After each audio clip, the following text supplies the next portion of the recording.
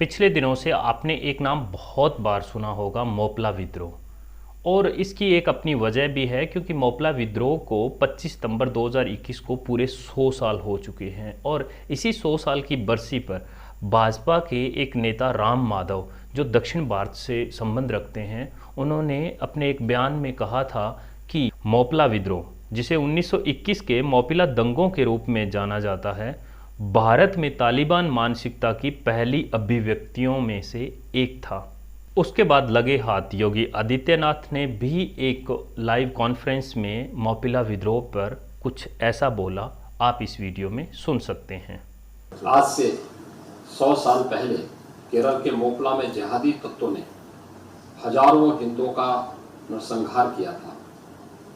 सच तो यह है कि वाम विचारधारा और छद्म पंथ निरपेक्षवाद के चश्मे से इतिहास को लिखने वालों ने तुष्टीकरण की राष्ट्रघाती नीति को मजबूती से थामे रखा। अब हम चर्चा करते हैं पूरे विस्तार से कि आखिर मोपिला विद्रोह क्या था और इस विद्रोह की चर्चा आज पूरे 100 साल बाद हमारे देश में क्यों हो रही है। इसकी अपनी एक खास वजह है जो आपको इस वीडियो के अंत तक मिल जाएगी। 16वीं शताब्दी में पुर्तगाली व्यापारी जब भारत के मालाबार तट पर पहुंचे तो उन्होंने देखा कि मोपिला एक व्यापारिक समुदाय है जो शहरी केंद्रों में केंद्रित है और स्थानीय हिंदू आबादी से बहुत अलग है। पुर्तगालियों के बाद जो शासन आया वो आया ब्रिटिश सरकार का, और ब्रिटिश सरकार में एक जगह हुआ करती थी मद्रास प्रेसिडेंसी, और इस मद्रास प्रेसिडेंसी में आज के आंध्र प्रदेश, केरला और तमिलनाडु आया करते थे। और आज का जो कैलीकट है, केरला का जो एरिया, उसी जगह पे एक मालाबार रीजन हुआ करता था और वहाँ पे रहते थे मोपिला। और मोपिला एक मुस्लिम समुदाय था जिसे मलयालम एक लोकल भाषा में उन्हें मोपिला या मोपिलास या मोपला कहा जाता था। इन्हीं मोपिला ने ब्रिटिश सरकार के खिलाफ हथियार उठाए थे और आगे चलकर इसने एक बहुत बड़ा रूप धारण कर लिया और इसी का नाम रखा गया मोपिला विद्रोह। पर आखिर मोपिला ने ऐसा किया क्यों कि उन्होंने ब्रिटिश सरकार के खिलाफ हथियार उठा लिए और इतने बड़े विद्रोह के तौर पे आज इसको मोपिला विद्रोह को जाना जाता है। आज हम इसी की चर्चा करते हैं। अंग्रेज़ों के शासन में जो वहाँ के बड़े जमींदार थे वो थे नंबूदरी ब्राह्मण और नैयर लोग, और उन ज़मीनों का मालिकाना हक भी उनके पास था। परंतु वहाँ पर जो काश्तकार हुआ करते थे वो थे मोपिला मुस्लिम। अब जहाँ पर जो मोपिला मुस्लिम काश्तकारी कर रहा था या जो जहाँ पर रह रहा था, वहाँ से उनको हटाए जाने का किसी तरह का कोई अधिकार नंबूदरी ब्राह्मण और नैयरों के पास नहीं था। ब्रिटिश सरकार ने एक काश्तकार कानून लागू किया जिसमें ये हक भी नंबूदरी ब्राह्मणों और नैयरों को दे दिया कि वो जब चाहे जिसे चाहे मुस्लिम या मोपिला को विस्थापित कर सकते हैं, उसको बदल सकते हैं और उन जमीनों का जो रेंट था वो अपने हिसाब से ले सकते हैं। और ये जो कानून आए वो 1790 से लेकर 1799 के बीच में आए और यहीं से विद्रोह की शुरुआत हुई। लगभग 1836 के आते आते कभी कभी कोई छोटी मोटी घटनाएं घटित होती थी, कभी कभी कोई विद्रोह के जो समाचार थे वो आया करते थे, पर इस विद्रोह ने इतना बड़ा रूप धारण नहीं किया था। अब हम आते हैं साल 1921 में। साल 1921 में जो सबसे बड़ी घटना घटी वो ये थी कि आज का जो तुर्की है वहाँ पे ओटोमन साम्राज्य हुआ करता था और उसका जो सुल्तान था उसको पूरे विश्व के जो मुस्लिम थे वो खलीफा बोलते थे, और जो खलीफा था उसको सभी इस्लामिक देशों के सारे अधिकार प्राप्त थे और जितने भी धार्मिक स्थल थे वो उस खलीफा के अंडर में आते थे। अब ब्रिटिश सरकार से या हम कहें ब्रिटिश हुकूमत से ओटोमन साम्राज्य की हार हो गई और उस खलीफा को उस पद से हटा दिया गया। इस बात से पूरे विश्व के जो मुस्लिम थे वो नाराज हो चुके थे और उनकी ब्रिटिश सरकार के खिलाफ उन्होंने आवाज़ उठाना शुरू कर दिया, और ये आवाज़ उठते उठते हमारे हिंदुस्तान में भी आ गई थी और इस आवाज़ का नाम दिया गया खिलाफत आंदोलन। और एक बहुत महत्वपूर्ण तारीख है जिसका जिक्र और करना जरूरी रहेगा।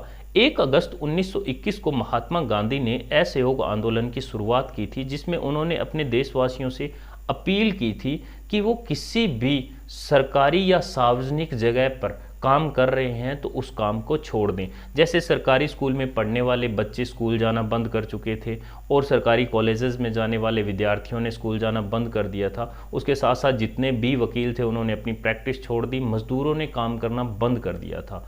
और इसी आंदोलन के चलते महात्मा गांधी मालाबार गए और वहाँ के मोपिला को ब्रिटिश शासन के खिलाफ प्रेरित किया कि वो आवाज़ उठाए और असहयोग आंदोलन में उनका साथ दे। तभी वहाँ के जो मोपिला थे वो इस खिलाफत आंदोलन और असहयोग आंदोलन की छत्र छाया में थोड़ा विद्रोह को बढ़ाने लगे। पर जो राष्ट्रीय नेता थे जैसे महात्मा गांधी, मौलाना आज़ाद और शौकत अली और मोहम्मद अली, दो भाई थे जिन्होंने खिलाफत आंदोलन की शुरुआत की थी हमारे भारत देश में, उन लोगों का आना जाना धीरे धीरे कम होता गया क्योंकि वो एक दक्षिण भारत की बहुत दूर दराज में स्थित एक जगह थी। अब वहाँ के जो मोपिला के जो लोकल लीडर थे उनके हाथ में ये आंदोलन आ गया। उनके 3 नाम मैं आपको प्रमुख बताता हूँ। सबसे पहले अली मुसलियार, जो वहाँ का धार्मिक गुरु था और मक्का से वो अपनी धार्मिक पढ़ाई पूरी करके आया था, उसको मानने वाले सारे मोपिला थे। अब दूसरा जो बात करें वो था वरीयत कुंजा अहमद हाजी, जिस पर पिछले साल एक मूवी भी बनी थी। इस हाजी को ब्रिटिश सरकार ने बाद में कैद भी कर लिया था और बाद में इसकी गोली मारकर हत्या कर दी गई थी। और तीसरा है कुनी कादर। दंगों के भड़कने की मूल वजह कुछ इतिहासकारों का मानना है कि वहाँ की एक मस्जिद थी, वहाँ पर ब्रिटिश पुलिस ने एक रेड की थी और उसमें उन्हें ये पता चला था कि यहाँ पर कोई एंटी गवर्नमेंट एक्टिविटी हो रही है। और इस बात की खबर जो वहाँ के लोकल मोपिला थे उन लोगों के बीच में इस तरह से फैल गई कि ब्रिटिश पुलिस ने आकर मस्जिद को तोड़ दिया और इस बात की वजह से मोपिला में गुस्सा फूटा और उन्होंने विद्रोह कर दिया। दूसरा, कुछ इतिहासकारों का मानना है कि वहाँ का जो धार्मिक गुरु था अली मुसलियार, उसको ब्रिटिश सरकार ने कैद कर लिया था और इसकी वजह से वहाँ के जो लोकल मोपिला थे वो नाराज़ हो चुके थे और उन्होंने विद्रोह की शुरुआत कर दी। शुरुआती दौर में अगर इस आंदोलन की बात करें तो ये सबसे पहले ब्रिटिश शासन और ब्रिटिश पुलिस के खिलाफ शुरू हुआ और वहाँ के मोपिला ने हथियार उठा लिए और ब्रिटिश पुलिस को मारना शुरू किया। जवाबदेही में ब्रिटिश पुलिस ने भी उन पर कुछ हमला किया, पर धीरे धीरे करते ये जो मोपिला थे ये वहाँ के जमींदारों पर अटैक करना शुरू कर चुके थे। जो नंबूदरी ब्राह्मण और नैयर लोग थे उन लोगों की हत्या करना इन्होंने शुरू कर दिया। और जैसे जैसे ये आंदोलन आगे बढ़ा, ये विद्रोह आगे बढ़ा, इन लोगों ने वहाँ पर हिंदू लोगों का नरसंहार करना शुरू कर दिया और बाद में ये एंटी हिंदू एक नरसंहार बन गया।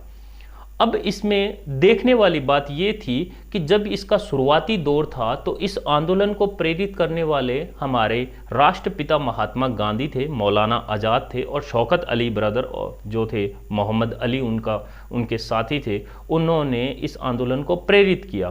पर बाद में जैसे ही ये आंदोलन बहुत ज़्यादा बड़ा होता दिखा और ये विद्रोह बहुत ज़्यादा बड़ा होता दिखा, एंटी हिंदू होता जा रहा था, तो उन्होंने इसको कंट्रोल करने की कोशिश की या नहीं की, ये सब इतिहासकारों के हाथ में रहा और उन्होंने क्या लिखा ये आप और हम सब जानते हैं।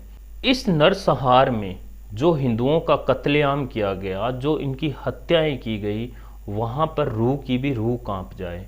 यहाँ पर कुल 10,000 हिंदुओं का कत्ल किया गया और कत्ल भी इस लेवल का किया गया कि बर्बरता की सारी हदें पार कर दी गई थी। वहाँ की गर्भवती महिलाओं के साथ बलात्कार किया गया, वहाँ की हिंदू महिलाओं का जबरन धर्म परिवर्तन करवाया गया और साथ में 5 से 10 साल के बच्चों का नरसंहार किया गया, उनकी क्रूरता के साथ हत्याएं की गई थी। ये था मोपिला विद्रोह।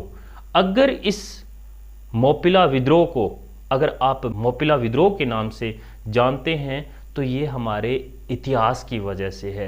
पर क्या ये एक विद्रोह था? पर कुछ इतिहासकारों का तो मानना ये है कि शुरुआती दौर में ये सिर्फ एक विद्रोह था, पर बाद में ये धीरे धीरे बढ़ता बढ़ता ये एक नरसंहार का रूप लेता गया। दूसरी बात, जब ब्रिटिश सरकार ने अपने आंकड़े पेश किए तब उन्होंने बताया कि यहाँ पर 10,000 हिंदुओं का कत्लेआम हुआ है। दूसरा, उन्होंने बताया कि यहाँ पर 2337 मोपिला को गोली मार दी गई है। या उनकी हत्या कर दी गई है ब्रिटिश पुलिस के द्वारा।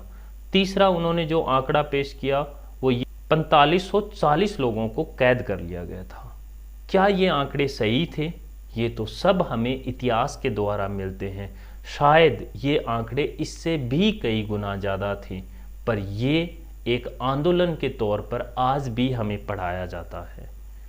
खिलाफत आंदोलन था, वो खलीफा के लिए था और वो भी मुस्लिमों का था, पर यहाँ पे हिंदुस्तान में रह रहे हिंदुओं का उस खलीफा से किसी तरह का कोई संबंध नहीं था, पर उनका नरसंहार क्यों हुआ, ये सब इतिहास के पन्नों में मौजूद हैं। और वैसा ही इतिहास जो उस वक्त के इतिहासकारों ने हमारे लिए लिखा। आज भी हमारे देश की एक बॉडी है ICHR, उन्होंने एक बार सिफारिश की है कि जो 387 मोपिला मुस्लिमों को शहीद का दर्जा दिया गया है, उनका उस लिस्ट से नाम हटाया जाए।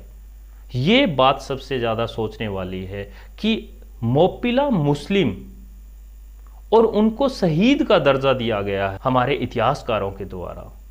ये जो बात है ये शायद आपको चौंका दे कि कैसे किसी एक कातिल इंसान को शहीद का दर्जा दिया जा सकता है। ये जो घटना थी ये पूरी की पूरी मोपिला विद्रोह पर थी, या कहो तो मालाबार हिंदू नरसंहार पे थी।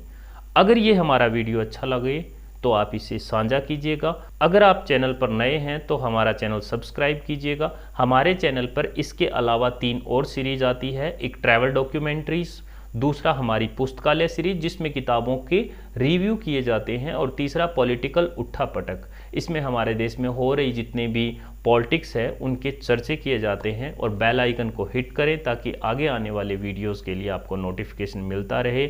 शुक्रिया। जय हिंद, जय भारत।